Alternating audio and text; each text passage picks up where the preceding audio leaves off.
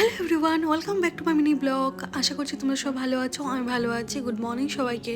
আশা করছি তোমাদের সবের দোল খুবই ভালোভাবে কেটেছে। আমরা এই বছর দোল খেলিনি বিশেষ কিছু কারণের জন্য, সময় মতো গুছিয়ে বলবো। আমাদের এই বছর কোনো ফেস্টিভ্যালে পালন করা হয়নি। তো এখানকার অরুণাচলের মানুষেরা দোল উৎসব খুবই কম খেলে, আসামের মতো এখানে খেলাধুলা করে না। তো আমাদেরও মনটা খারাপ হয়নি। চলো আজকে বাইরের দৃশ্যটা দেখাই আপনাদেরকে। খুবই ভালো সুন্দর ওয়েদার করেছে আজকে। বাজার থেকে নিয়ে এসেছিলো কয়েকটা মটরশুঁটি, সেখান থেকে গাছ উঠে পড়েছিল।